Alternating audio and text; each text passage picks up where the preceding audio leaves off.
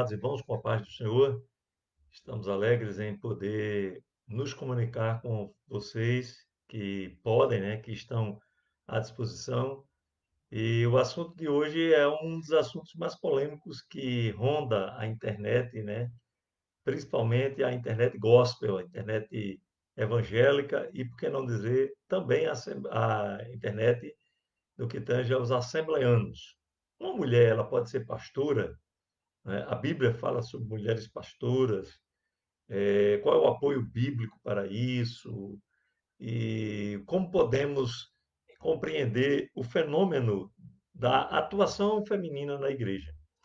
Pois bem, meus queridos e amados irmãos, nós temos nos debruçado sobre esse assunto desde 2006, né? O blog completou agora no último mês de junho 14 anos de estrada, e nós sempre buscamos abordar esse assunto de uma maneira bem honesta, bem transparente e bem direta, bem simples, bem objetiva, porque essa é exatamente a parte interessante de um determinado debate, sobre qualquer assunto, tá certo?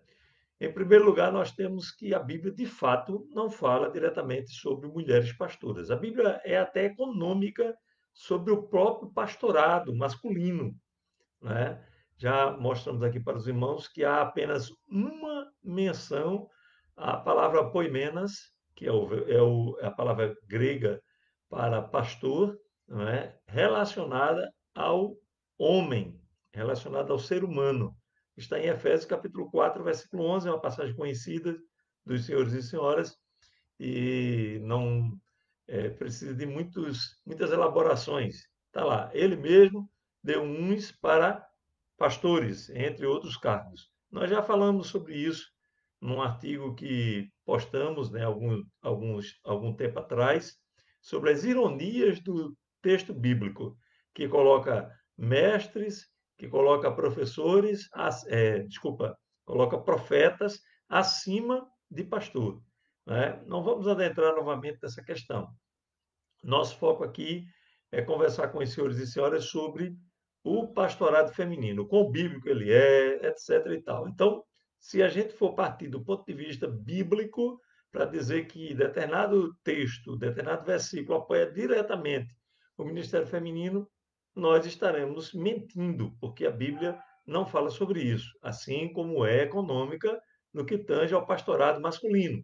E eu já quero partir desse ponto de vista porque nós costumamos elevar, encastelar o termo pastor, né, ministro do evangelho, é alguém que a gente já imagina que está lá em cima. E, na verdade, na origem desse termo, não há esse encastelamento. Muito pelo contrário, pastor é um servo, não é? É um líder que está na frente do rebanho para servir esse rebanho e não para obter, para se completar, não é? Com as suas vantagens, com as suas benesses. Não, essa não é a narrativa bíblica. A narrativa bíblica é que alguém é usado para liderar o rebanho, de fato, mas que é alguém que está ali para liderar como um servo.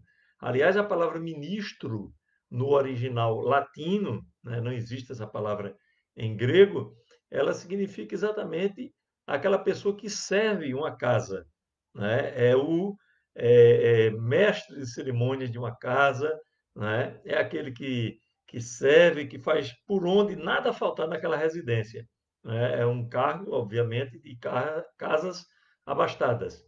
Então, meus amados irmãos, essa é a realidade do pastorado, é a realidade do serviço, da doação, do desprendimento, do sofrimento, tá certo? Ninguém vem me dizer que, eu aceitei ser pastor e não sabia que sofria tanto assim. Então você entrou pelo caminho errado, querido. Tá certo? Então, essa é a primeira colocação que eu gostaria de fazer. Tá certo? Não há muitas menções a pastor, ao pastorado. Há muito mais, uma esmagadora maioria de citações ao presbitério. Não é? Há várias citações ao diaconato, ao bispado, mas ao pastorado não. Isso não quer dizer que o pastorado não é bíblico, evidentemente. O pastorado é bíblico, sim. Foram homens chamados por Deus para cuidar da igreja, e é indubitável, né, essa chamada de muitas pessoas que Deus ele fez questão de, pela sua presciência, pela sua sabedoria, né, pela sua liberalidade, de uma maneira plena, total e livre, escolher pessoas para serem pastores na igreja. Tá certo? Então, temos sim pastores chamados por Deus.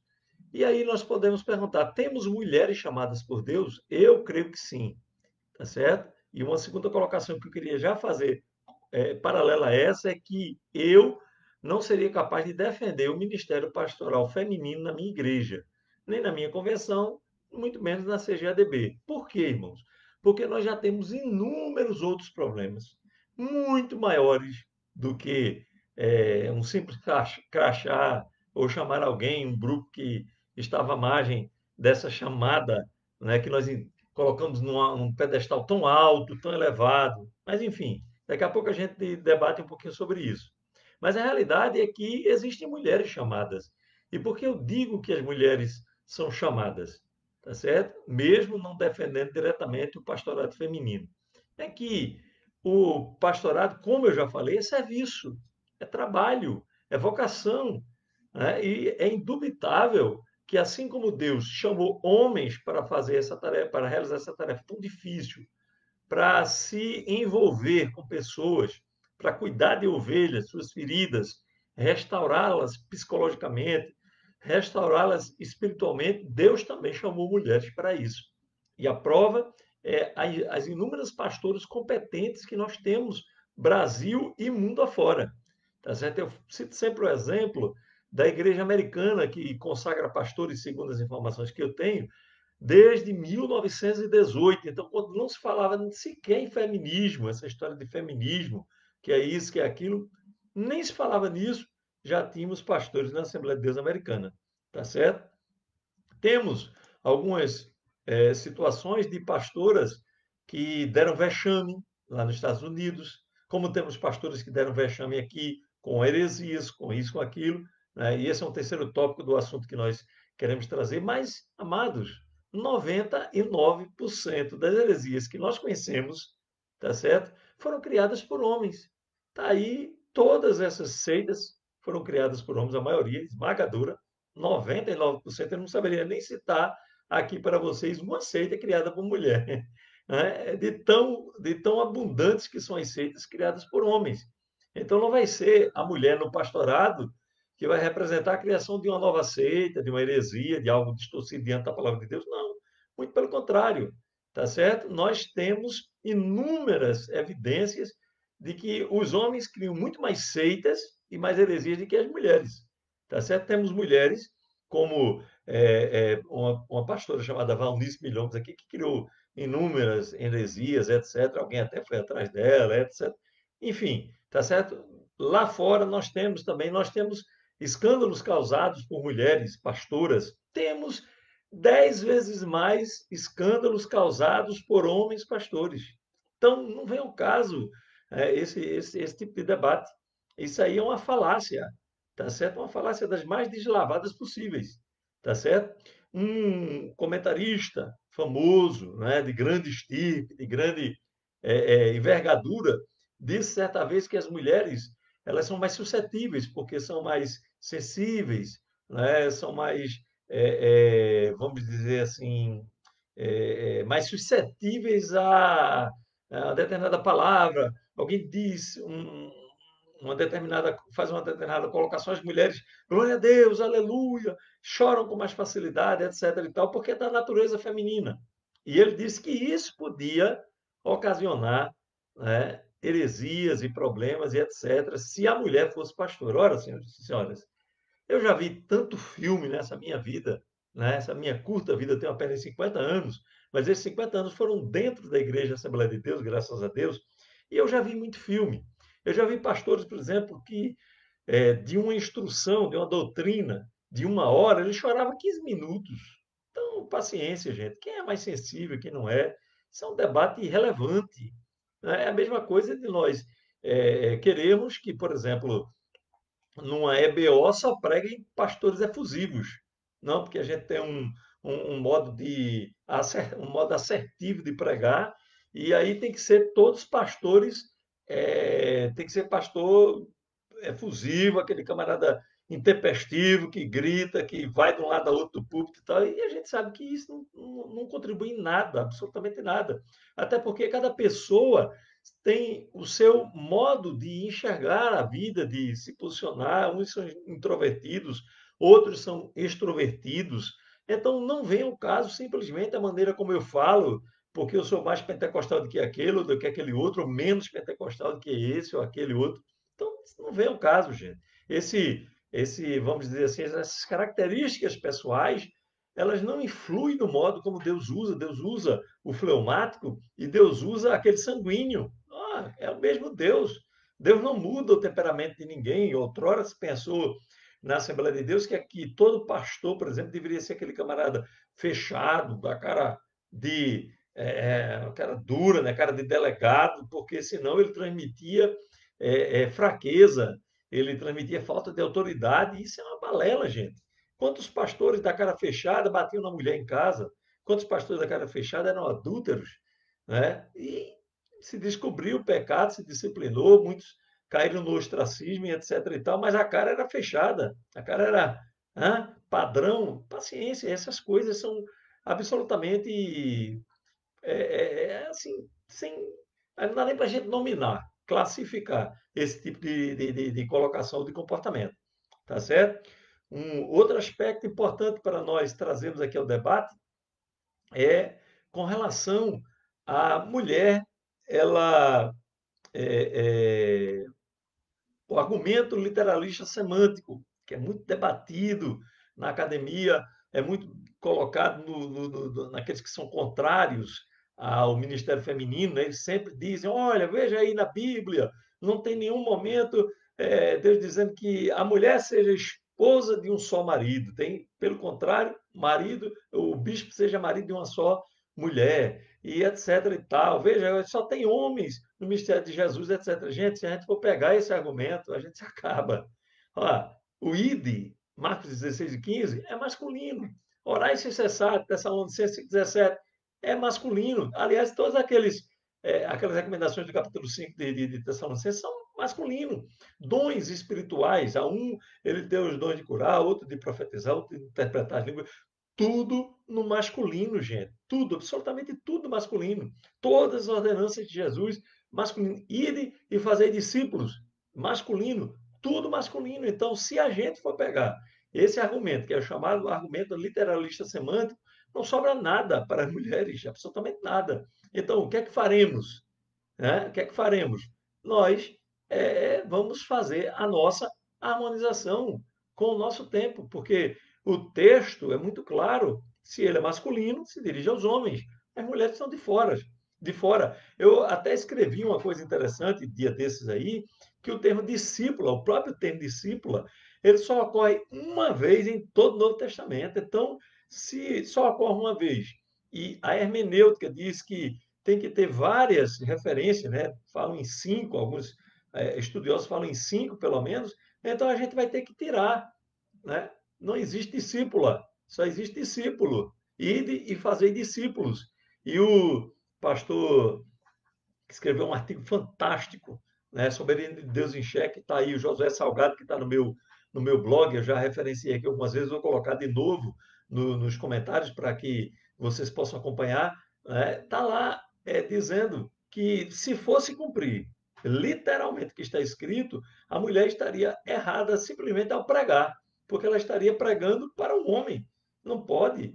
E de fazer discípulos é uma ordem para homens, de homens para homens. Então, paciência, gente. Então, esse tipo de argumento é risível.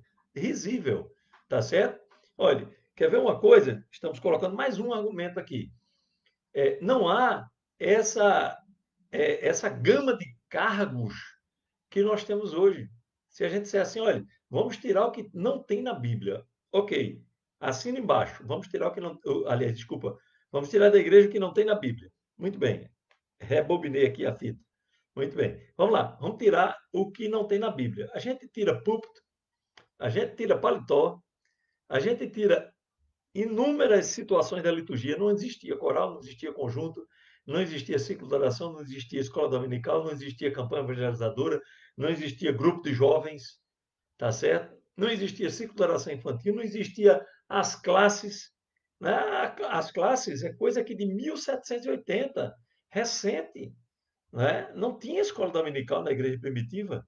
Então, se nós vamos cumprir a palavra de Deus como aqueles que batem no peito e dizem tem que cumprir a Bíblia, então, irmãos, a gente vai ter que voltar lá para 1 Coríntios 14, 34, a mulher esteja em silêncio na igreja, a gente vai partir para 1 Timóteo, eu acho, 1 e 12, que diz: não permito que a mulher ensine. Paulo não deixou nenhuma reserva, mas ela pode ensinar as crianças. Não. Ele diz simplesmente: não permito que mulher ensine. Vamos cumprir o que está na Bíblia? Vamos lá? Eu conheço gente que dá uns lances assim de coragem. Não, irmãos, eu sou bíblico, eu sou isso, eu sou aquilo, porque eu cumpro a palavra, eu sou ortodoxo, enche a boca, né, desse negócio. Vamos cumprir, vamos lá. Vamos, me diga aí onde é que a gente começa. Por favor, alguém perto aqui, né, até João Pessoa, aqui em Maceió, né, uma região pertinho que a gente possa ir, né, o estado de Pernambuco todo, tá certo? Para eu lhe acompanhar, para ver se você tem coragem mesmo de cumprir o que você disse. Aí você vai tirar as mulheres de todos os cargos de ensino, inclusive de ensino do louvor. Colossenses 3 e 6, se eu não estou enganado, fala que o louvor é ensino, está ensinando a congregação. Essa semana eu li que o cantor é o maior teólogo da igreja. Por quê? Porque as pessoas memorizam. O nosso cérebro mamal, ele mentaliza muito fácil uma música. E se a música tiver uma distorção teológica, a gente absorve essa distorção teológica. Então, se nós temos a música em tão grande importância, se é que nós temos, eu presumo que sim, tá certo? Então a mulher não pode ensinar música, ela não pode reger coral, ela não pode dirigir o canto congregacional, porque ela pode a qualquer momento, né, fazer alguma coisa errada, uma vez que ela não está sendo usada por Deus, porque Deus só usa homens para o ensino. Então, retiremos as mulheres do ensino, retiremos as mulheres da direção. Círculo de oração está aí. Outro argumento, Atos 6 e 4 diz o quê? Os apóstolos, né, estava havendo aquela confusão com as mulheres gregas, ele disse, vamos constituir 7 diáconos que tomem conta das mulheres e possam servi-las, ok? Está tudo certo, muito bem. E nós nos dedicaremos ao ensino e à oração. Meu irmão, qual é o pastor que quer se dedicar 6 horas, como a minha mãe já orou muitas vezes, 8 horas, sozinha, uma manhã inteira de oração, uma tarde, às vezes, inteira, 1 hora, 2 horas, 3 horas de oração, irmãos, sozinha, uma mulher dirigindo um grupo de mulheres. Qual é o pastor que quer isso, que tem tempo para isso, muitas vezes? Às vezes até quer, mas não tem tempo. E muitos não querem de jeito nenhum. E aí o que acontece? Joga a canga em cima das costas da mulher, como se diz aqui no Nordeste, né? Joga a cangalha nas costas das mulheres e diz, irmã, dirija aí o ciclo da oração e resolva a parada. Irmãos, pelo amor de Deus, vamos ser sinceros nas nossas colocações. Agora, a mulher vai, dirige o ciclo da oração. Quem quer? Qual é o homem que quer? Nenhum.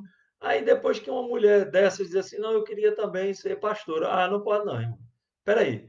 Eu vou decidir o que as mulheres podem? Não, a Bíblia diz que não, não pode. Ela não pode dirigir, ela não pode ter preeminência, tá certo? Ela não pode ter nenhum destaque. Ela é uma mera participante do culto. E olha lá. Então, meu irmão, vamos reduzir as mulheres ao lugar que a Bíblia prescreve para elas. Quem se habilita? Quem é que tem coragem de fazer isso? De destituir as mulheres das suas igrejas de todas as funções de liderança que elas exercem.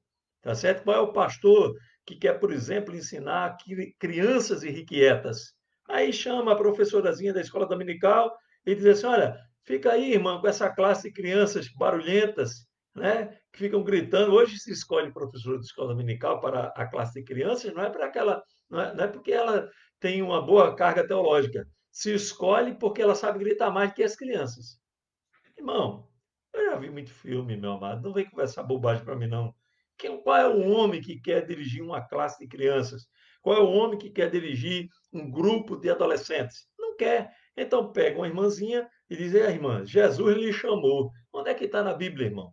Que Deus tenha chamado dirigente de cidadão, dirigente de jovens, dirigente de adolescente, dirigente de ciclo de oração infantil? Onde é que tem na Bíblia professora de crianças? Não existe isso na Bíblia. No Velho Testamento, quem ensinava a criança era o rabino, era o sacerdote. No Novo Testamento, se existe essa associação aí, que eu até discordo, não vou entrar agora em detalhes, então, meu irmão, é o pastor. Principalmente aqueles que se arrogam o direito de dizer, e aí nós já chegamos num outro argumento, que são sacerdotes. É uma herança da Igreja Católica. A Igreja Católica diz que todos os seus padres são sacerdotes. E não existe isso na graça. A graça aboliu o sumo sacerdote e o sacerdote também. Nós somos sacerdotes do nosso próprio tempo, tá certo? Nós somos sacerdotes, cada um de nós. Agora existe ali o pastor para liderar, né? Liderar o rebanho, cuidar das ovelhas, tá certo? Ensiná-las, orar por elas, tá certo? Coordenar a expansão da denominação da igreja é outra história totalmente diferente. Agora você me dizer que o pastor da sua igreja é o sacerdote, irmão, é no mínimo desconhecimento da palavra de Deus. E eu já vi alguém que se vira para o pastor presidente e diz: o senhor é o nosso sumo sacerdote. Isso não existe, irmão. O sumo sacerdote ele era eleito de ano em ano para uma função específica lá no Velho Testamento, no templo, no tabernáculo e no templo. São coisas que não existem mais, não existe mais sacrifício de animais, não existe mais entrada no lugar santo, entrada no lugar santo dos santos, não existe mais nada disso. Todas essas instituições, elas foram importantes no seu tempo e acabou.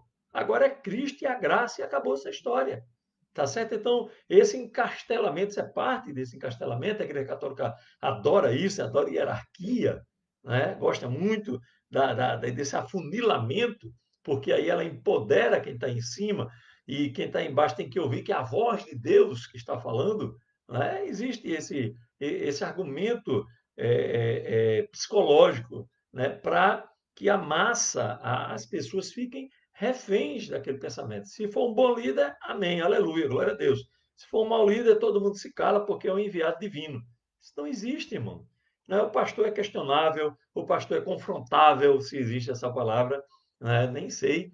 E vai por aí. Agora, nós temos que ter respeito a ele, orar e pelos nossos pastores, que no original não é pastor, lá em Hebreus, tá certo? E uma série de outras situações que é necessário que tenha um guia. Você já pensou se a igreja tivesse uma congregação local tivesse 50 líderes diferentes, né? Ninguém ia para canto nenhum, porque um apontava para o lado, outro apontava para o outro e não chegava a lugar nenhum.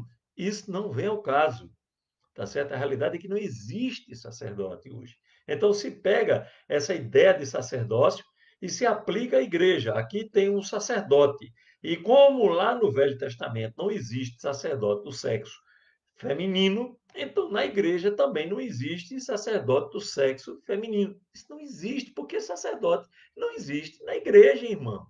Muito simples. Né? Sempre, uma vez ou outra, se volta a inúmeros argumentos. Quer ver um outro argumento que volta e que nós estamos aqui para conversar com vocês? Se vocês tiverem um argumento aí, põe nos comentários para nós podermos colocar aqui, questionar e até responder. Tá certo? Coloque respeitosamente, não tem problema nenhum. Mas veja só o que é que diz alguém. A mulher que for na igreja vai ser, for pastora na igreja, vai ser cabeça do homem. Não, irmão. Na igreja não existe cabeça, irmão. A cabeça é Cristo. O pastor não é cabeça da igreja. Entenda isso, é muito simples. Não existe cabeça na igreja. A cabeça da igreja é Jesus. Agora, no lar, existe o cabeça, que é o homem. E acabou a história. A mulher, por ser pastora, ela não vai chegar no lar e mandar no homem. Não. Agora, por ser a pastora da igreja, ela pode eventualmente mandar no marido, numa determinada situação que exija, né, a imposição da sua autoridade sobre o rebanho como líder, ela pode fazer isso. Tá certo? Não tem problema nenhum. Ela vai fazer isso de forma respeitosa, como, aliás, deve ser de forma respeitosa com todos os membros. Pastores que vivem por aí defenestrando membros, desrespeitando membros, são pessoas que não têm princípios, que não têm educação. É diferente, não tem nada a ver. Ah, o pastor aqui, ele é bom porque ele manda, ele grita lá de cima, esculhamba todo mundo. Irmão, esse camarada é um camarada desprovido de qualquer senso. É um homem fora do seu tempo, acabou isso aí. Não existe mais isso. O verdadeiro líder, ele convence as pessoas. Ele busca a inspiração divina para que Deus o guie e, pelo seu Santo Espírito, possa convencer as pessoas a segui-lo. É totalmente diferente. Esses paradigmas estão todos errados. Perduraram por muito tempo porque não havia informação. Agora nós temos a informação e o negócio está complicando para muitos pastores dessa natureza que estão perdendo seus rebanhos. Essa é a realidade. Tá certo? Nosso Moisés Melo, ele faz a pergunta aqui: seria então um conflito entre Bíblia e pragmatismo? Sim. Só que o pragmatismo no nosso meio é conveniente, né? Chega, a gente quer enviar um missionário. Os homens, ó, estou fora. Eu prefiro ficar por aqui, fazendo cumprir as minhas escalas, tomando conta de uma igrejinha pertinho da minha casa. Esse sofrimento aí não dá para mim, não. Não tenho garantia nenhuma. Né? A igreja, de repente, pode se indispor comigo e eu venho aqui de mãos, volto de mãos abanando, etc. E tal. A mulher diz assim: eu vou, não quero nem saber. Nós temos aí uma Kellen Gaspar, por exemplo, que eu vou citar o nome dela e não vou ferir a ética, porque eu vou falar de forma positiva sobre a sua biografia. Ela disse: olha, não tem quem manda, eu vou, meu irmão, vou e faço a obra. E está lá uma obra espetacular no interior do Amazonas, tá certo? Então, essa mulher, ela não poderia ir, ninguém ia fazer o trabalho, porque não tem um homem com a coragem de fazer o trabalho que ela está fazendo. Peraí, meu irmão, paciência. E ela não foi nem menos nem mais chamada do que os demais missionários, mas ela teve a coragem de ir. Ela teve a serendipidade, né, uma palavra até estrambólica, né, de dizer: eu vou contra todos os argumentos. Deu aquele estalo e disse: eu vou, Deus vai comigo. Deus foi e está fazendo a obra até hoje e fará, como cremos, até o final.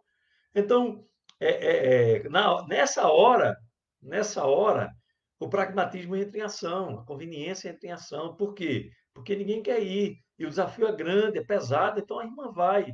E a irmã vai, irmã, e faz o trabalho. Agora, veja só o absurdo. Vai uma missionária, consagra obreiros, levanta trabalho, constrói a igreja, administra a finança, casa, batiza novos membros. Né? O que é que está faltando para essa mulher ser uma pastora, irmão? Me diz aí. Por favor, vá. Seja uma pessoa razoável. Né? Pense comigo, o que é que está faltando para essa senhora ser uma pastora? É o crachá, é. Ah, o crachá da denominação, do ministério, da igreja, sei lá o que for, lá dizendo que ela é uma paciência, irmão. Isso é muita coisa para você, para o meu cérebro pequenininho, né? Eu concebo que a mulher que vai, ela faz tudo que um homem faz ou faria, tá certo? E se ela vai, faz tudo que o homem faz, ela não merece nada menos, irmão, do que o reconhecimento do trabalho. Tem um luminar aí, grande homem da igreja de uma outra denominação, não é a Assembleia de Deus, né? Que ele escreveu uma determinada carta fictícia para uma determinada bispa. Olha, você não foi chamada, olha, Deus não te chamou, não tem na Bíblia nada disso, não sei o quê, bababá. Eu não fui nos comentários e perguntei: ô meu amado, me diz uma coisa, a tua igreja envia missionários? Aí ele, com aquele argumento de autoridade, autoritarismo também, né? Que essa turma tem, esses luminares têm, né? Eles não são humildes a ponto de debater o contraditório. Aí chegou e disse: olha, a nossa igreja envia missionárias, mas elas sabem ler a Bíblia. Meu Deus do céu, o que é isso, gente?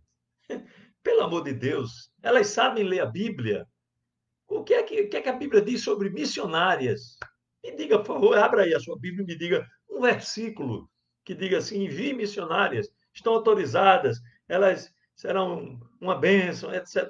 Não tem isso na Bíblia, tá certo? Então, fica aí o pragmatismo em ação, a conveniência em ação, e depois ainda vem aqueles camaradas investidos de uma aura, né? Diz, não, porque não tem, é novidade, é feminismo, é isso, é aquilo, não é nada disso, irmãos. Quer ver outro argumento? Vamos lá para outro argumento. As irmãzinhas estão nos seminários, os morrotões. Eu mesmo já fui professor de seminário teológico e ensinei para várias irmãs, por sinal muito inteligentes, algumas das quais mais inteligentes que muitos homens da classe. Eu não vou nominar, evidentemente, para não causar problemas, mas essa é a realidade. Irmãs que se dedicam, que estudam, que leem, que você dá uma tarefa e elas desempenham com afinco, que você dá uma tarefa para elas pregarem em homilética, por exemplo, e elas pregam melhor do que o homem, tá certo? Aí agora, meus amados irmãos, o que é que acontece? Essas irmãs estão no seminário fazendo o quê? Me diga aí, por favor. É aprimorando o crochê, melhorando o bordado, trocando receita. Elas estão mergulhando na Bíblia, irmãos. Estão fazendo pós-graduação em Bíblia, estão fazendo pós-graduação em ciência da religião, estão se especializando, muitas estão fazendo mestrado, tem mulher fazendo doutorado. E aí o que acontece? Depois que essa mulher se capacita, se qualifica, tá certo? E eu digo mais, essas igrejas, né, por aí afora, que não são Assembleia de Deus, tem mulheres muito mais qualificadas ainda, tá certo? A Assembleia de Deus demorou a despertar teologicamente para esse filão, né? E aí liberou para que as mulheres estudassem. O que é que acontece? Depois dela qualificada, ela vai olhar para o tempo e ouvir conversa fiada, irmão. Espera aí, meu amado. Paciência. O cidadão dizer para mim, não, não existe mulher pastora, mas existe mulher teóloga. Ô, meu irmão, espera aí. Os rabinos eram muito mais coerentes, eles diziam que ensinar a Torá a uma mulher era perca de tempo, mas também não ensinava e também não abria espaço para elas. Não, está tudo bem. O João Piper, recentemente, dia desse, né, não tão recentemente assim, recusou-se a pregar num determinado evento porque tinha uma mulher escalada como pastora. Aí ele disse: não, se tem uma mulher, eu não vou pregar, porque eu não concordo com mulher pastora. Coerência. Coerência. Muito bem, está assinado embaixo. Ou tudo ou nada. Ou a gente proíbe, irmãos, ou libera de vez. O que não pode é esse arremedo. Não, está proibido, está proibido. Mas pode missionário? Pode, gente. Manda ela aí, meu irmão. Vá-se embora. Pode dirigente de oração? Com certeza. Pode preletora? Sim. Né? A Assembleia de Deus está aí. Não consagra pastoras, mas convida Camila Barros, pastora da Igreja Assembleia de Deus Ministério Madureira, para pregar. E, por sinal, é uma grande pregadora, viu? Presta atenção aí, que é uma grande pregadora. Talvez esse seja um medo de muitos ensaístas, articulistas, seja que as mulheres suplantem eles nos convites. Tá certo? Ah, aí chama Helena Raquel. Meu Deus, é uma sumidade dentro da Bíblia.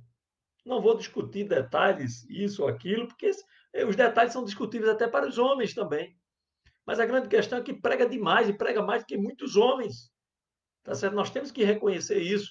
Essa mulher, ela prega de congressos do Cantaoto do Brasil, Camila Barra do Cantaoto do Brasil, a outra, a filha do, a Elaine Cruz, Cantaoto do Brasil.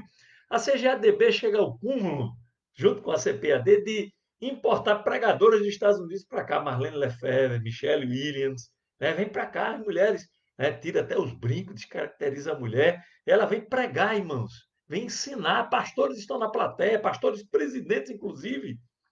E, meu irmão, paciência. Recentemente, um irmão postou aqui num dos comentários sobre esse assunto que rendeu aí a semana todinha, uma missionária que deu lapada em presidente, em vice-presidente, em pastor de área, pastor de congregação, outros missionários, etc. e tal. Se fosse um diácono que estivesse fazendo aquele negócio ali, ele ia ser queimado, irmão. Mas é uma missionária, cheia de autoridade de Deus. Os dons ministeriais. Se uma mulher for usada em profecia para o pastor da igreja, ela está ensinando ou não? Está, meu irmão. Ô, meu santo, é tão difícil entender isso.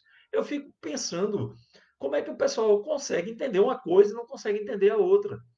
Tá certo? Ou a gente, repito, bloqueia, tá certo? Ou a gente libera, tá certo? Natanael Cuimar pergunta aqui: o senhor acha que há um machismo eclesiástico nas lideranças espirituais?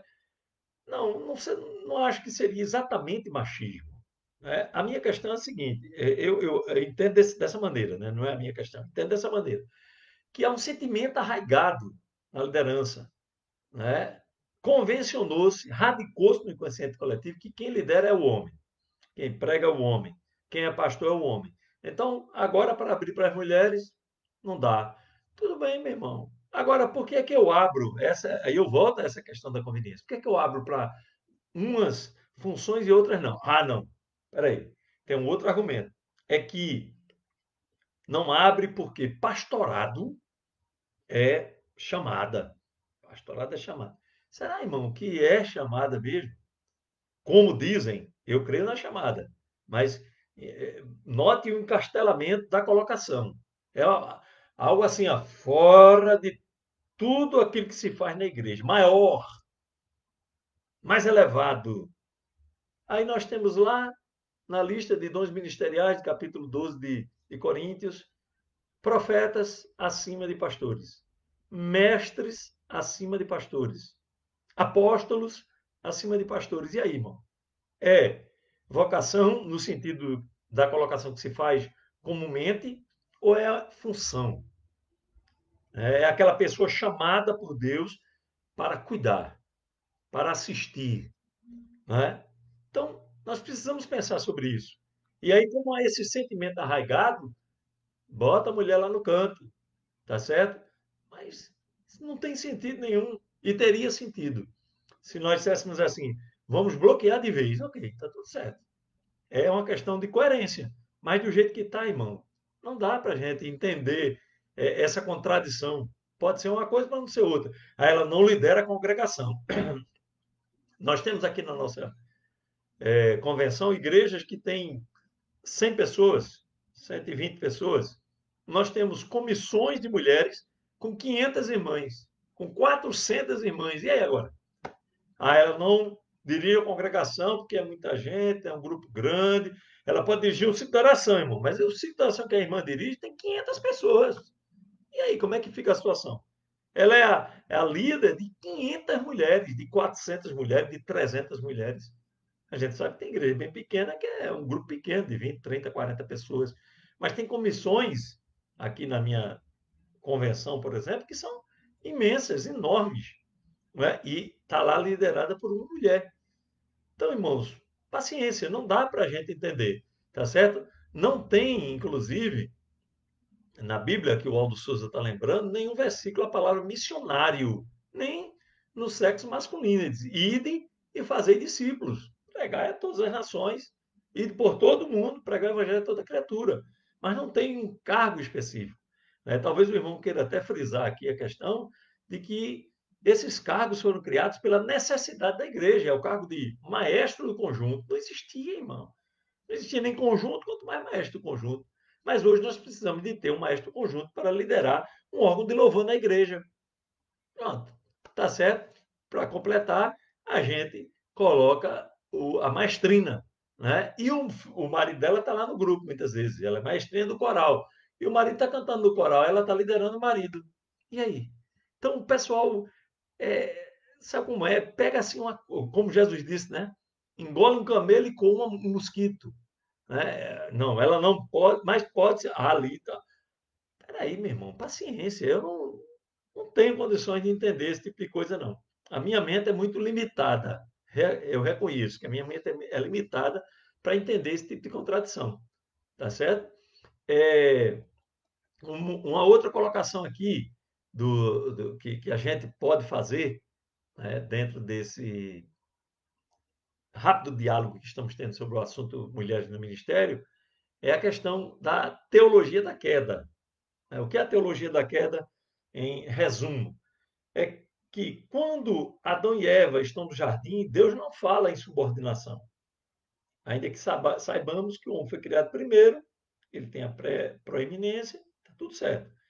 Aí agora houve a queda. Quando houve a queda, o que é que Deus diz para a mulher? O teu desejo será para o teu marido. Ou seja, subordinou a mulher a Adão. Isso é teologia da queda, que vem até o momento em que Cristo restaura a humanidade. Quando ele restaura a humanidade, esse padrão, apesar de vigente como o marido, como cabeça do lar, como Adão era o cabeça do jardim, tá certo? Já não subsiste do ponto de vista de aplicá-lo à igreja. Aplicá-lo à igreja seria dizer que a queda está em evidência na igreja. A queda está num nível de importância maior do que a graça na igreja. Entende a situação difícil? Então, não tem como a gente sustentar esse tipo de coisa. Ah, mas um outro argumento: na história nunca houve pastoras. É verdade. Mas também nós temos que entender que a história mostra que a igreja era muito mais machista do que é hoje, se nós pudéssemos usar esse termo. Eu repilo esse termo porque tem tudo a ver com o machismo versus feminismo, e isso não está em debate aqui. Não se trata de as mulheres reivindicarem esse posto, se trata de reconhecer nelas o que elas já reivindicaram pela sua ação, pela sua atuação. Nós temos mulheres pastoras em campo, gente. A Assembleia de Deus já teve 100 mulheres influentes, tanto quanto pastores que nós temos hoje. Nós temos inúmeros pastores, por exemplo, que não têm uma congregação, não têm uma igreja. São pastores auxiliares de um determinado templo, ou local, ou o templo sede na configuração episcopal assembleana. E nós temos, por outro lado, mulheres que estão tomando conta de igreja. Então, naquele momento, para fins de nossa análise, quem é maior? O pastor que está auxiliando sem tomar conta de nada, apenas ali como um satélite, ou aquela mulher que está tomando conta de uma congregação nos rincões do Brasil, mas com apenas 30 pessoas, mas ela está ali cuidando, ela está dando ceia, ela está ministrando a palavra, ela está ensinando, ela está visitando, ela está cuidando efetivamente. Então, não tem como a gente concluir de uma forma diferente. Naquele momento, aquela mulher, ela está sendo mais influente do que muitos pastores que estão orbitando aí nas administrações eclesiásticas Brasil afora. Então, são esses. Quando a gente olha para essa mulher, a gente não se trata dela reivindicar nada, ela já está atuando. Né? Nós temos, por exemplo, mulheres que se destacam no ensino da palavra de Deus. Né? Até bem pouco tempo atrás, a nossa convenção teve uma reitora. Veja que contradição. Não estou querendo crucificar a minha igreja, estou tomando como um exemplo, e é o que acontece em inúmeras igrejas de Brasil afora. Tá certo? A mulher reitora, ela forma pastores, mas não pode ser uma pastora. Meu Deus do céu, quem entende um negócio desse? Ou bem, ela não forma pastor nenhum, ela está numa posição subalterna, nem estudar ela estudaria, né? Porque se ela estudar, ela vai ter que ser usada no que estuda. Ela não vai estudar teologia para fazer crochê. Ela vai estudar teologia para fazer teologia, para escrever, para produzir textos teológicos e para ensinar, se houver oportunidade. Né? E aí o que acontece? Essa mulher, ela não pode ser uma pastora, mas ela pode ser reitora. Eu iniciei meus estudos teológicos na Convenção Recife, que é aqui dentro do mesmo estado, as duas maiores convenções, Recife e Abreu Lima. Lá nós tínhamos diversas irmãs professoras de seminário. Não sei se ainda tem, né? Não tenho conhecimento, mas tínhamos diversas irmãs que eram professoras de seminário teológico, tá certo? Que ensinavam matérias teológicas. Não era mulher que ensinava psicologia, não era mulher que ensinava português, não. Era mulher que ensinava teologia. Essa mulher não pode ser uma diaconisa. Nós temos diáconos que mal sabem ler. Nós temos presbíteros analfabetos, e não há nenhum demérito a priori nisso. Né? Há casos e casos.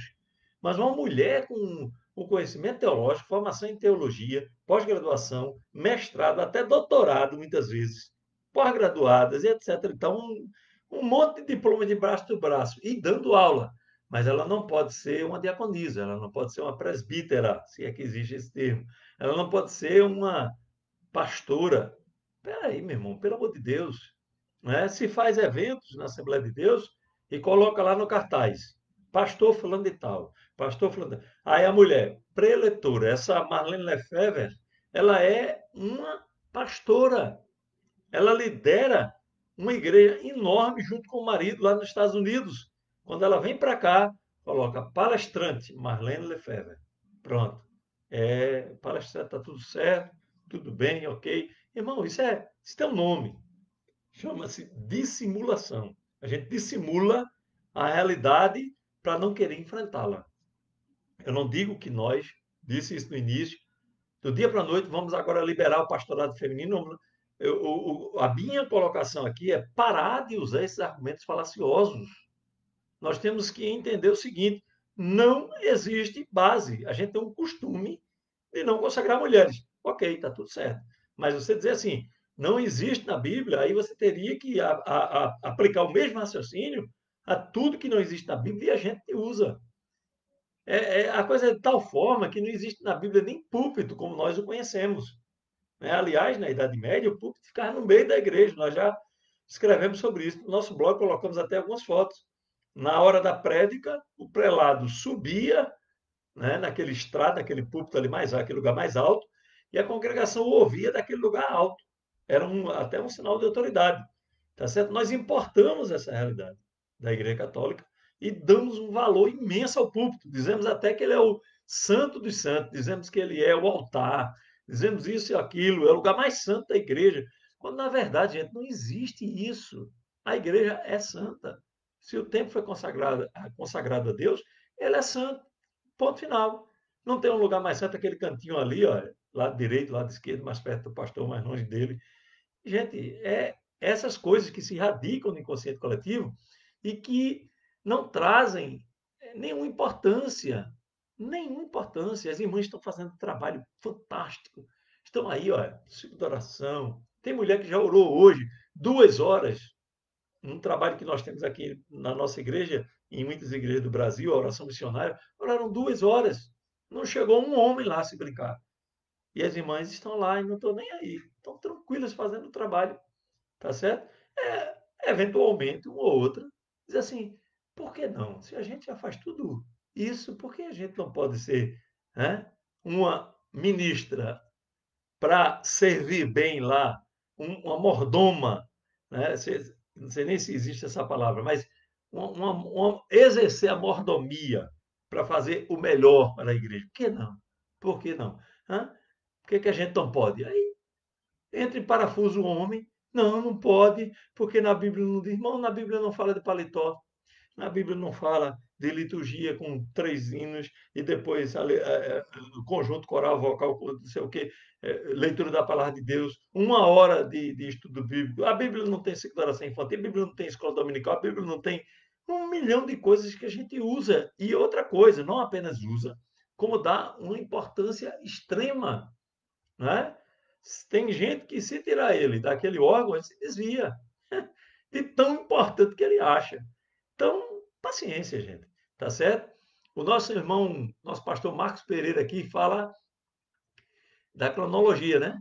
Não podia ver televisão, mudou. Não podia cortar cabelo, mudou. Não podia certos instrumentos musicais, mudou. Não pode mulher pastora, vai mudar. Isso é uma coisa natural. Eu encaro de forma natural. Nós já temos mulheres maestrinas, missionárias, dirigentes, professoras, tá certo? É um passo natural nós termos mulheres diaconisas, aliás, nós já temos, né? Grandes eventos aí de mulheres, congresso de mulheres. Temos a preletora, que é pastora muitas vezes, né? A agenda de Camila Barros, deu uma olhada aí, tá uma coisa louca. Parou agora por causa da pandemia. Camila Barra, Helena Raquel, meu Deus do céu, é um monte de gente chamando ela para tudo quanto é lugar, né? Então, se não tivesse essa pandemia, nesse momento, ela estava voando para algum evento do Brasil afora, na Assembleia de Deus, e na Assembleia de Deus de Belém, tá certo? Filiada à CGDB. Então, não vem conversar bobagem para mim, irmão. Ela já está fazendo o trabalho. Então, é natural que tenhamos diaconisas, que tenhamos presbíteras e que tenhamos pastoras, tá certo? Infelizmente, para alguns, né, essa realidade vai se impor. Eu me lembro do tempo da, do valor que se dava à televisão, né? É o instrumento do diabo. E é, irmão, é mesmo. Se você brincar, você fica na frente dela 24 horas. Tem crente aí dormindo 2, 3 horas da madrugada, não ora mais, né? As pernas estão tudo inchadas, porque a circulação está, né, prejudicada. E é mesmo, é um instrumento, sim. Mas essas mesmas lideranças que condenavam a televisão, o que é que dizem hoje da internet? O que é que disseram anteriormente da internet? 1.000 vezes mais perigosa, né? A TV você, de fato, recebe o que vem das redes, SBT, Record, Globo, etc. e tal, tudo bem, mas não tem o nível de interação que a internet tem, né? Eu, por exemplo, se passasse na casa de um dos irmãos e ouvisse tocando Roberto Carlos, eu começava a pensar, mas eu acho que o irmão está desviado. Ouvindo Roberto Carlos, ouvindo Marília Mendonça, ouvindo esses cantores aí, né? Então esse irmão está desviado. Ele pega agora, irmãos, a sua internet, abre o YouTube e escuta tudinho lá com seu fonezinho de ouvido. E agora? Então é outra realidade. muito mais perigosa do que a televisão, 10 mil vezes. A televisão tem 6 canais da TV aberta, 10 canais no máximo aí, né? É, os mais assistidos, vou ser generoso, 10 canais. Quantos canais, para usar a mesma analogia, tem internet? Milhões, bilhões talvez. Então é muito mais perigoso.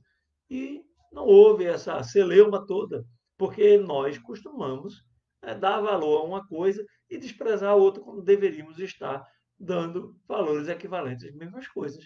Tá certo? Então precisamos pensar com muita seriedade sobre isso, até para normatizar, né? Porque na falta de normatização, o que é que aconteceu?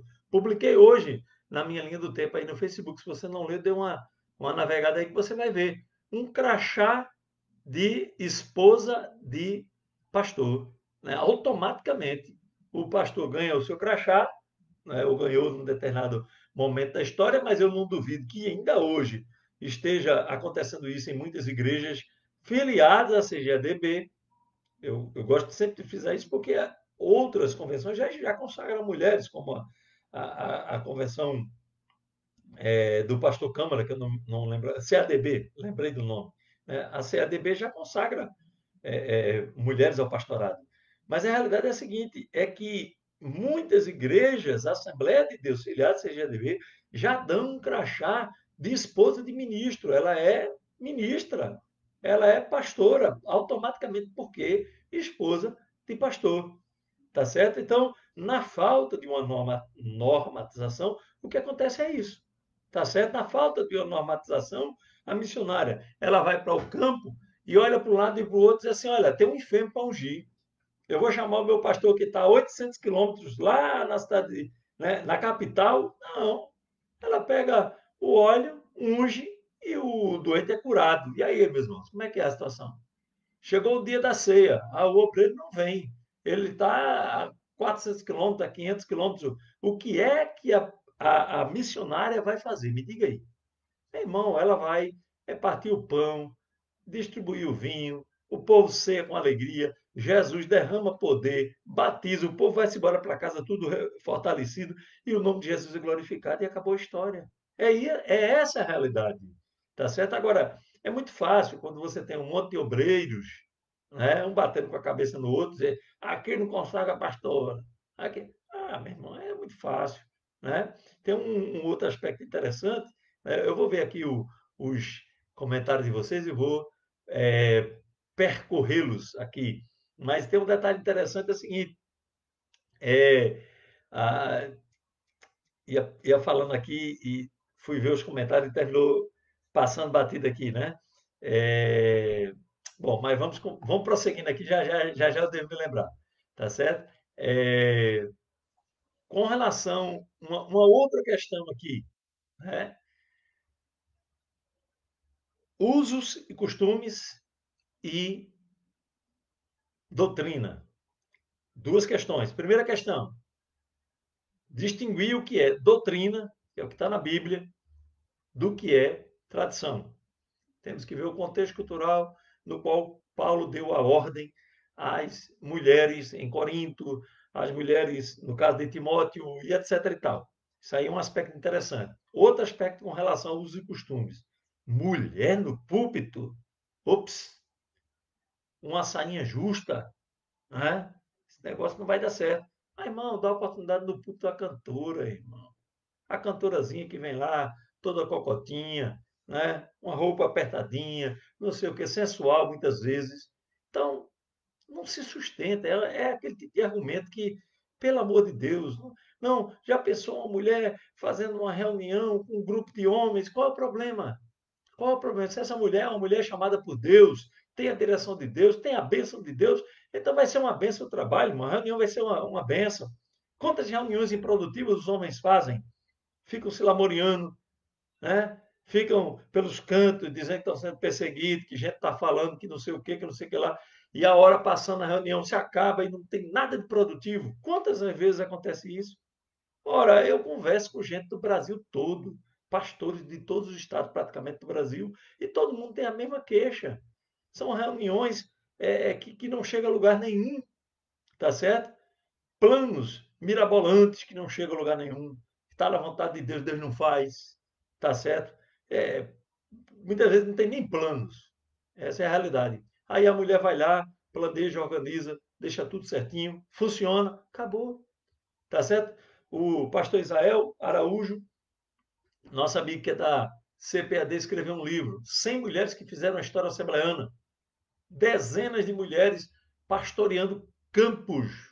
10 anos, 15 anos, 20 anos. Nós já falamos sobre isso lá no blog, dê uma pesquisada que você vai encontrar. Tá certo? Então, esse ministério foi reprovado por Deus. Cancela. Tem que ser um homem para reconstruir tudo desde o início. Ah, quem é que vai fazer isso? Né? Então, nós temos que pensar com muita seriedade nessas coisas que estão acontecendo. Não é coisa que poderão acontecer. Olha, irmão, vamos tomar aqui uma providência, porque pode ser que alguma mulher queira ser, queira fazer. Irmão, isso já está acontecendo.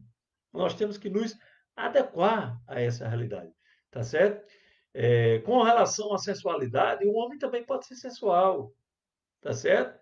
Pense aí em quantos pastores já adulteraram ao longo da história. Pense, dê uma levantada, uma analisada, procure aí os pastores das convenções. Acidente espiritual, pode ir atrás, irmão. Foi uma coisa desse tipo. Tá certo? Então, se já aconteceu com homem, por que não pode acontecer com mulher? Pode. Não, as mulheres, elas são uma tentação. Então, está nos olhos de quem vê, meu irmão. É diferente, né? Você não é espiritual, ou naquele dia você está pela carne, aí até um olhar, meu irmão, você malda. Paciência, aí não tem o que fazer, tá certo? É você se converter, é queimar a carne no altar de Deus, pedir a Ele que reine na tua mente, para que a carne não te domine. É outra história totalmente diferente. A gente sabe que existem mulheres sensuais, mas elas estão em toda parte da igreja, estão nos órgãos, tá certo? Estão no louvor, e estão lá atrás, escondidinhas, sem querer ser notadas para não serem repreendidas, e vai por aí afora. De maneira que a gente não precisa se alhear dessa realidade. Essa realidade está latente entre nós e nós temos que lidar com ela. Como lidamos com ela? Enfrentando, fugindo, quando é necessário, como fez José, e orando, irmãos, para que Deus nos guarde e nos livre. Não tem não tem solução mágica para isso, tá certo? É, a nossa irmã está falando aqui que tem mulheres que têm muito mais unção do que alguns pastores, com certeza. Temos pastores latas vazias, irmão, essa é a realidade, tá certo? Pastores ungidos por conveniência. Isso acontece em todo o Brasil. Tem um problema aí na CGDB que já rola há décadas, que é o quórum, né? A quantidade de pastores para dar voto a esse ou aquele outro cargo. Aí os pastores adoram consagrar um monte de pastores, de ministros, evangelistas e pastores, para afiliar, não é culpa priori da CGDB, até porque ela não tem como fazer um levantamento, ela simplesmente recebe o cadastro. Se vier o camarada convertido, estruturado, amém. Se não vier, paciência. O que a CGDB pode fazer? Ela não tem gerência para dizer, ó, esse aqui não dá exemplo, até porque ela nem conhece aquele obreiro. Chega a ficha com uma fotozinha lá e os dados dele, acabou. Mas a realidade é essa. Se consagra obreiros no atacado para ter voto, tá certo? E a qualidade é péssima. Essa é a realidade, a qualidade é péssima. Eu não estou falando de forma é, pontual, estou falando de forma generalizada. Tá certo? Não é aquela convenção, aquela outra, não. Pelo contrário. Idade, infelizmente, não quer dizer que o obreiro está preparado.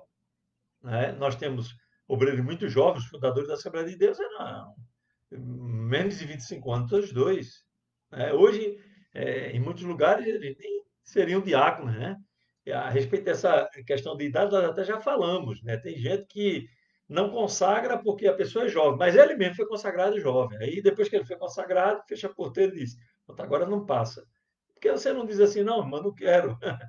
Ah, paciência, eu sou muito prático, irmãos. Vocês me perdoem, mas eu sou muito prático. Eu gosto das coisas bem objetivas. Eu não gosto de subterfúgio, de estar, não, dissimula isso aqui, ó, esconde, né, para a gente. Não, irmão, vamos botar em pratos limpos.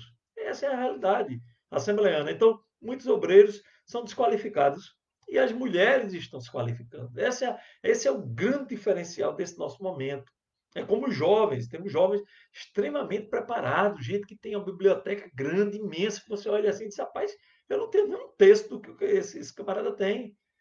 E é gente que não apenas tem a biblioteca para fins de ostentação, né? É como uma pessoa que lê mesmo, pesquisa, não está lá para ostentar, não, é para ler mesmo, para pesquisar, varar a madrugada lendo, né? Criando textos, escrevendo artigos. Esse aí é um blogueiro, é um jovenzinho blogueiro. Ele tá lá no blog dele, irmão, porque as editoras muitas vezes fecham as portas. E o cidadão está lá escrevendo de graça e todo mundo vendo, dando like, curtindo, repassando, compartilhando, tá certo? Comentando, e aí? Não há mais como a igreja pensar em paradigmas do século passado.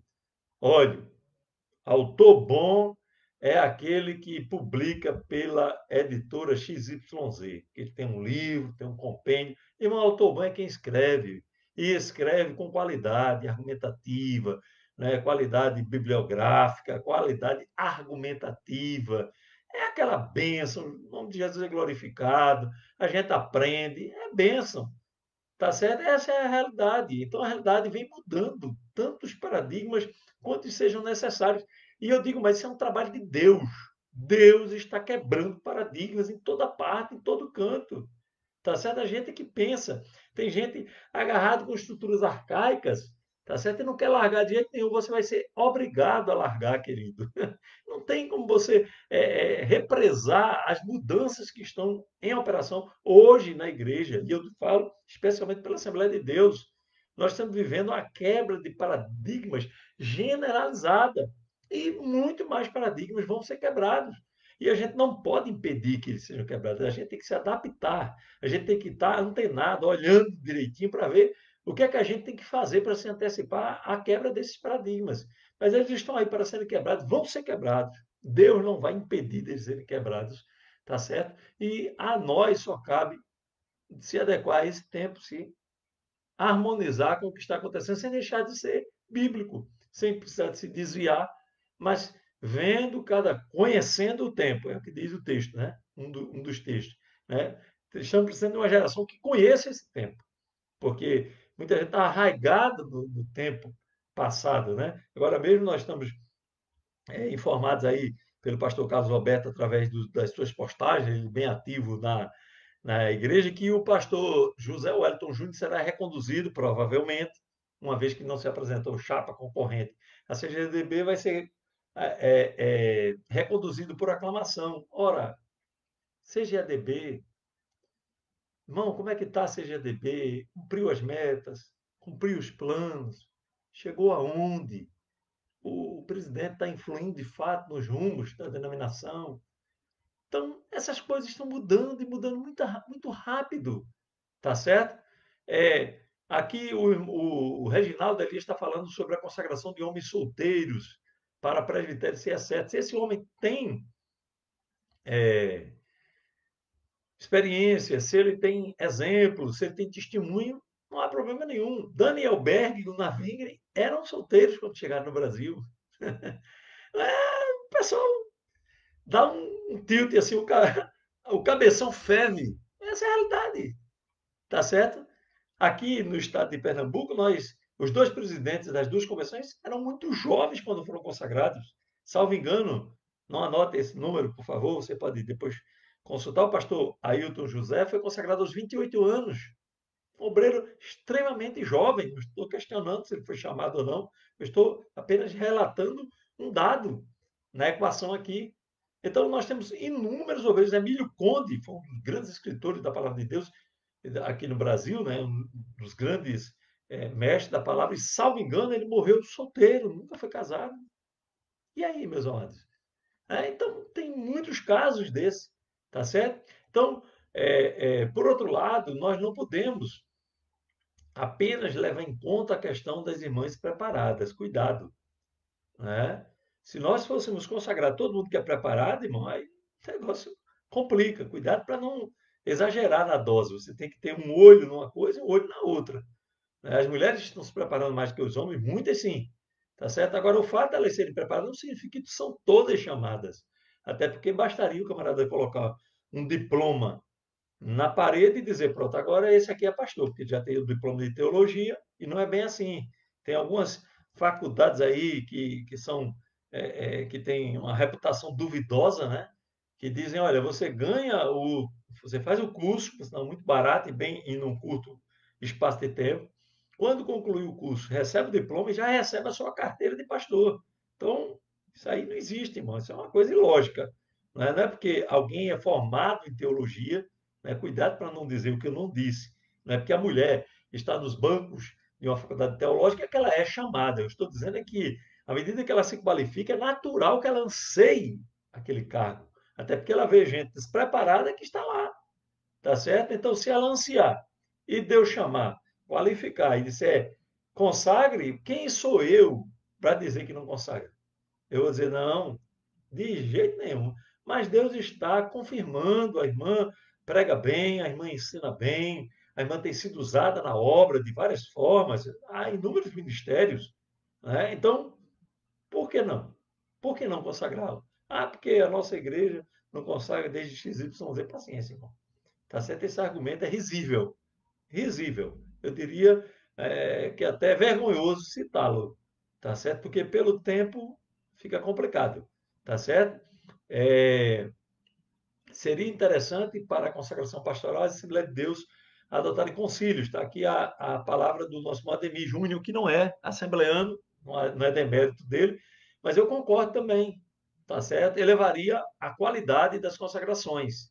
Né? Eu, por exemplo, participei de uma consagração de obreiro para a Igreja Batista e eu achei fantástico, tá certo? Nós não temos esse costume, é ruim que não tenhamos, tá certo? Mas deveríamos ter, tá certo? Hoje nós temos em algumas convenções, como a minha e outras aí, uma prova, né? Mas essa prova pode abrir a Bíblia, etc. Então, e às vezes a prova não é rigorosa. Eu não conheço o teor das provas, tá certo? Para opinar, mas às vezes a prova não é rigorosa, é uma prova, né, óbvia que qualquer estudante de escola dominical faz e não cria um diferencial para o obreiro. A realidade é que nós estamos precisando de obreiros extremamente qualificados para um tempo em que os membros são qualificados. Nós temos membros fazendo teologia, com esses cursos de teologia à distância aí, são inúmeros os irmãos que estão se formando em teologia, tá certo? Sem estar num banco de um, de um seminário confessional. Ideal que tivessem, mas não estão. E aí? A gente vai mudar essa realidade? O irmão vai ser proibido de cursar teologia porque ele não está fazendo no seminário confessional da igreja? Não. Ele vai fazer e vai ganhar o diploma, e vai ganhar o conhecimento. E se for uma pessoa que tenha fome de conhecimento, ele vai se aprofundar. Paciência. E o que é que a gente vai ter que fazer? Aprender a conviver com essa realidade. Então, nós temos uma grande quantidade de membros qualificados que já não comem qualquer conversa, que já não ouvem qualquer doutrina, que já não ouvem qualquer pregação. Tá certo? Eu disse num dos artigos do meu blog que agora com o YouTube está aí. Você ouve pregadores de renome, de grande profundidade, de grande conhecimento teológico, e aí você começa a fazer as comparações. Deixa eu comparar aqui com aquele obreiro lá da congregação que não fala coisa com coisa, que a maioria das suas palavras são tautológicas, né? Sabe o que é a tautologia, né? Em todo tempo Deus é bom em todo tempo, em todo tempo. Fica que esse negócio é tautologia pura, não tem nenhum demérito do ponto de vista teológico ou lógico, etc. e tal. Mas é aquela coisa assim que se repete por nada. Deus é bom em todo tempo. E quando Deus mata, ele é bom ou não? Aí o camarada aí, rapaz, ele não é bom não. E começa a entrar em parafuso. Você está entendendo a situação? Então, nós temos pessoas críticas, pessoas aprofundadas, pessoas preparadas para o novo tempo. E é preciso que tenhamos lideranças adequadas a esse novo tempo. E aí deveríamos sim ter concílios, tanto para consagrar homem como para consagrar mulher. Essa mulher aí é qualificada e vai ser consagrada, então vem aqui, irmã. A senhora vai ter que submeter aos mesmos critérios. A gente não vai aliviar porque a senhora é mulher. Então a gente vai estabelecer os mesmos critérios, até porque são critérios intelectuais. Intelectualmente já está mais do que provado que a mulher ela não tem nenhum demérito em relação ao homem, tá certo? Ela aprende e fala tanto quanto o homem. Pastor Daladier, convide pastor Augusto Nicodemos. Esse não vem, foi do que eu perguntei a ele, né, se a igreja dele enviar missionárias. e ele entrou em transe, literalmente, quando eu disse a ele que o primeiro pastor presbiteriano do Brasil foi ganho com uma missionária, que era a irmã do Simonton, tá certo? Ciro Sanches, já refutei ele num artigo lá no meu blog. Né? Ele é um dos que dizem que a mulher é mais sensível, e etc e tal, muito bíblico, não há demérito nisso. Muito bem, Deus te abençoe, aleluia, glória a Deus. Só que não é a realidade. Se a gente vai cumprir a Bíblia, como eu já disse, tem que calar todas as mulheres, retirá-las de todos os trabalhos de ensino e acabou. Queremos fazer isso? Tem coragem de fazer isso? Não, um sonoro não. Então, acabou, irmão. Não tem o que conversar. Tá certo? Cláudio Andor de Andrade, Altair Germano, meu amigão, Elinaldo Renovado, Hernandes Dias, são homens de grande envergadura. Essa turma, eles não vêm para um debate comigo, sabe por quê? Porque eles estão num nível lá em cima, irmão. Eu sou um mero vendedor de cocada, tá certo? Seria muito bom que eles viessem, mas não vêm, porque eles estão lá num nível muito mais elevado, ocupado com lives muito mais aprofundadas e de nível muito mais elevado. Não estou com inveja dele, muito pelo contrário. Louva a Deus que tenhamos homens dessa envergadura. E até os ouço, tá certo? Que fique registrado isso. Não tenho nenhuma inveja. Muito pelo contrário. Leio os argumentos, tá certo? Agora eu não sou obrigado a concordar. Também não vou estar numa reunião de ministério, por exemplo, tumultuando a reunião. Nós temos que consagrar pastor, irmão. Ai, porque pastor é isso, pastor... Não, irmãos. Agora, o argumento está dado. Está lá no meu blog, inúmeros artigos, esperando a refutação. Vai lá e refute. Tá certo? Agora refute com argumentos, não com achismo. Eu acho que, já que a Bíblia, irmão, já que a Bíblia não fala, se a gente for tirar o que a Bíblia não fala, o que tem na igreja, do que a Bíblia não fala, meu irmão, vai sobrar pouca coisa. Eu lamento informar, mas vai sobrar pouca coisa. Tá certo? É, muitos líderes têm o pensamento de que o camarada tem o cargo é para dar oportunidade a ele mesmo, se tem o cargo, né? Se eu fosse líder, eu daria oportunidade para quem tem Bíblia, não cargo. Esse deveria ser o padrão. Infelizmente, há inúmeras situações. Tem gente que consagra por conveniência, tem gente que consagra porque o dízimo é grande, tem gente que consagra porque na região é carente e não tem alguém que vá, que tome conta do trabalho. Então, consagra alguém. Não é porque aquela pessoa tem capacidade, não. Às vezes não pergunta nem a Deus se Deus quer, é porque o trabalho precisa. Esse tipo de conveniência é complicado, costuma, não é, ser devastador para a igreja. Tem igrejas aí fechando, irmão, porque está faltando doutrina, está faltando palavra, está faltando liderança, está faltando cuidado, né? Cuidado, que é muito importante, tá certo? Igreja, ovelhas não são números, são pessoas que merecem atenção e cuidado, tá certo? É complicado. O senhor pode dizer por que a CGDB não quebra esse paradigma, já que a Madureira e a CADB já consagram mulheres? Exatamente porque o que governa, né, que norteia a CGADB é o pessoal que pensa dessa forma. Né? São os caciques assembleanos, os presidentes que pensam dessa forma que mulher não deve ser consagrada, etc. Então, não muda tão cedo. O que vai acontecer nesse interim, nesse particular, é o seguinte: o que aconteceu com a TV? A CGADB já fez uma Assembleia Geral Ordinária para referendar a proibição da televisão. Mas nunca fez, preste atenção, uma Assembleia Geral Ordinária para liberar a televisão. Mas o povo se liberou. Então, o que é está acontecendo hoje? Ministério A libera consagração de mulheres. Ministério B libera consagração de mulheres. Ministério C, e daqui a pouco, irmãos, é uma prática generalizada. É como congresso de mulheres. Não existia congresso de mulheres, agora todo mundo faz congresso de mulheres. Dos maiores possíveis. Quem é que prega no congresso das mulheres? Camila Barros, Helena Raquel e outras mulheres, né? Que são mulheres capacitadas. Entenda quando eu falo o nome dessas mulheres. Eu não estou depreciando, trazendo demérito para elas. Por isso mesmo, não estou ferindo o decoro ético necessário. Tá certo? São mulheres que pregam muito bem. Só que, Se nós fôssemos cumprir a Bíblia, elas jamais pregariam. Até porque tem homens, muitas vezes, no auditório, e muitas vezes é o pastor presidente, são pastores outros que estão ali naquele trabalho participando. Tá certo? Então, se a gente vai cumprir, teria que proibi-las. E elas estão, né, com passe livre em tudo quanto é lugar.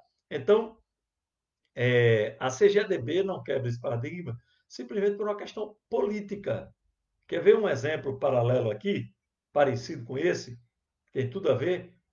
Irmãos divorciados, tá certo? Que não podem se unir num novo casamento, vivem amaziados, né? E não são membros. O que é que acontece na maioria das convenções assembleanas ligadas à CGDB?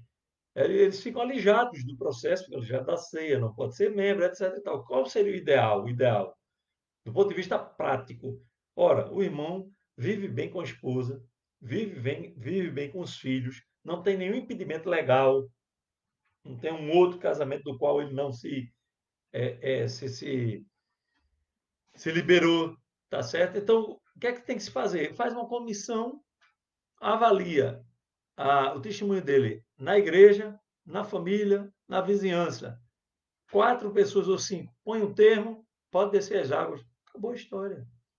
Né? Numa das congregações que eu trabalhei, aconteceu comigo o seguinte caso: tem uma irmã lá que tinha 20 anos de congregação, casada e bem casada, vive bem com o marido, vive bem com a família, tá certo? Tinha um filho na época já de idade adulta, né? 18, 19, 20 anos, nessa faixa. E aí o que acontece? Essa mulher tinha testemunho de todos ali.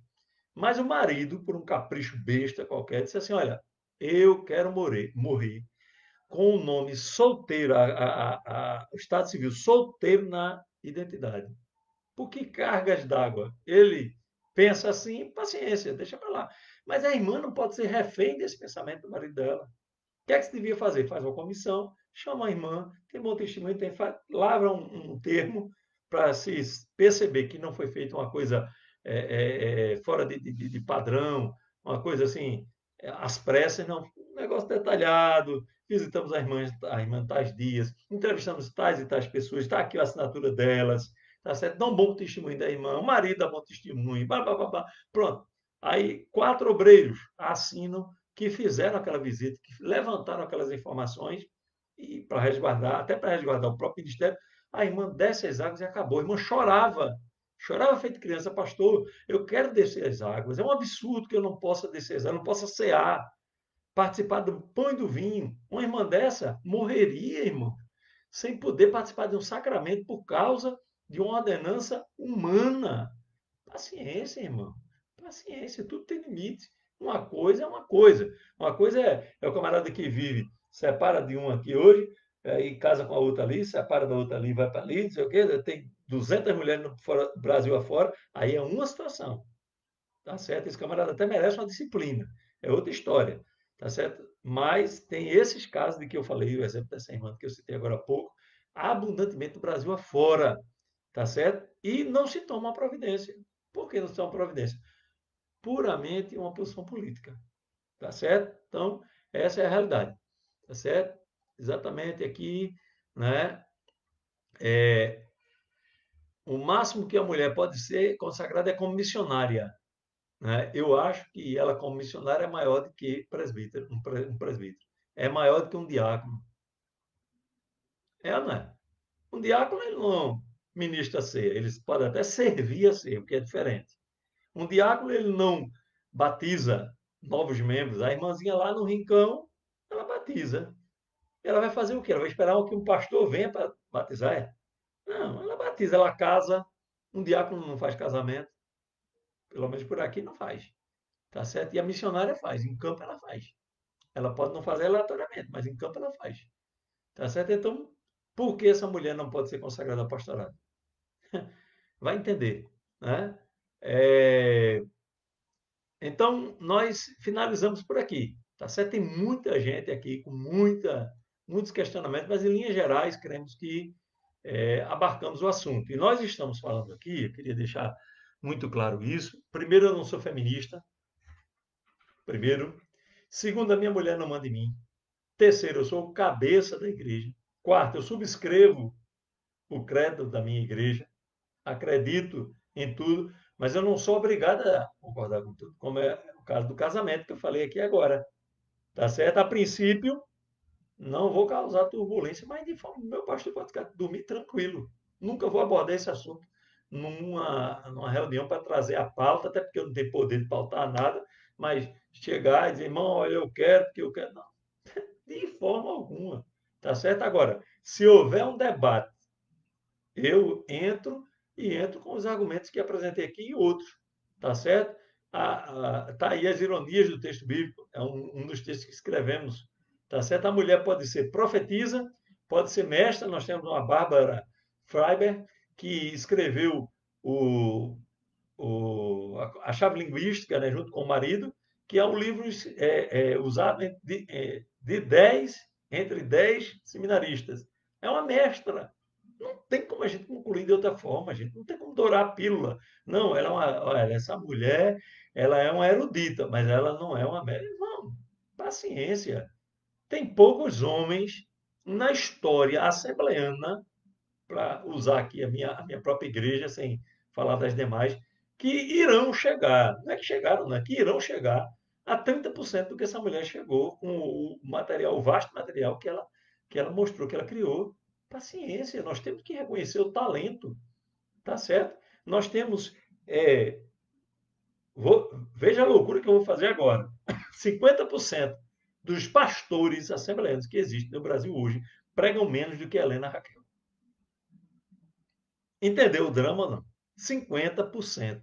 Estou sendo econômico, comedido. 50% pregam menos do que Camila Barros. Pregam menos do que Helena Raquel. Então, vamos reconhecer o talento, gente. Vamos pensar. Pensar, porque senão vai acontecer o que aconteceu com a TV. Liberou-se o povo e o Ministério e a CGADB e as convenções nunca liberaram nada. Ainda essa semana, né, semanas atrás, faleceu um grande luminar que baixou lá uma ordem. Olha, televisão, ninguém usa, não sei. Pessoal, tudo usando televisão. Todo mundo usando televisão. Demonizaram o rádio, depois todo mundo usava rádio. Demonizaram a TV, depois todo mundo usou TV. E vai ser assim, irmãos, porque tem coisa que não se sustenta do ponto de vista lógico, tá certo? Então, que fique bem claro isso aqui. Minha mulher nunca mandou em mim no trabalho, tá certo? E por falar em mandar, né? Um dia desse eu ouvi uma dessas. É porque tem homem que gosta de ser mandado pela mulher, por isso que apoia o Ministério Pastoral Feminino. E tem homem que é mandado pela mulher e não apoia o Ministério Feminino. Ele nem sabe, ele nem percebe, mas é a mulher que manda nele. Eu já ouvi histórias, irmãos, histórias terríveis. Brasil, estou falando Brasil, estou falando aqui não, Breilima, não estou falando Brasil, de esposa de pastor presidente que influi até em consagração. Esse é em consagração, meu filho. Por quê, rapaz? Não, porque eu vou com a cara dele, pronto. A mulher não tem o título de pastora, mas ela influi até na consagração pastoral. Veja aí que coisa. Então, esse boi já passou a porteira. Essa é a realidade. Tá certo? Nós vamos apenas recolher os cacos da história. Ela vai seguir o seu curso, vai se impor e nós vamos apenas dizer: não sabia que ia ser assim. Tá certo? Que Deus te abençoe. Que o nome de Jesus continue a ser glorificado na tua vida. Eu acho que respondi aqui todos os questionamentos. Tá certo? Compartilhe com outros. Tá certo? Façam aí os seus comentários. Continue. Nós vamos responder. Se não respondermos hoje, vamos responder. Tá certo? Mais adiante. E vamos seguindo. Tá certo? Esse último comentário aqui do Paulo Sérgio vai cumprir certo, depois do capítulo 3 de 1 Timóteo fala marido de uma só mulher. Olha aí a confusão. Né? Divórcio, né? É o que eu falei do divórcio. Mas aí eu esqueci de dar um dado, viu, Paulo Sérgio? Era quando essa irmã estava no mundo. E agora? Quem está em Cristo, nova criatura é. Aceitou Jesus, estava divorciada lá no mundo. Aceitou Jesus. E aí, como é que fica? A Assembleia de Deus ela é pródiga nessas contradições. Um homem tem um filho, olha só. Eu, Deus o livre e guarde. Tenho um filho, lá na minha adolescência, deu um erro, cometi uma irresponsabilidade, tive um filho. Aí eu tenho 19 anos, aceito Jesus como Salvador. Vou para onde? Vou para onde, gente? Na igreja, grupo de jovens. É assim ou não é? A mulher teve um filho aos 19 anos também. Aceitou Jesus. Olha aqui, eu estou aqui. Né? Sou solteira, dei esse erro de fato, tive um filho. Como é que ela é tratada, irmão? Ela vai para o grupo de jovens, irmão? Não, não. E aí? Então, vamos em frente. Deus te abençoe. Obrigado pela atenção. Voltaremos. Podemos voltar com esse assunto em outra live. Foi bom palestrar aqui com vocês, tá certo? Que Deus te abençoe. Curta, comente, compartilhe com seus amigos para nós fomentarmos esse debate. Agora, de forma respeitosa, argumentativa, sem achismo, tá certo? Pautado na Bíblia, em primeiro lugar, e em segundo lugar, na realidade. Que Deus te abençoe em nome de Jesus.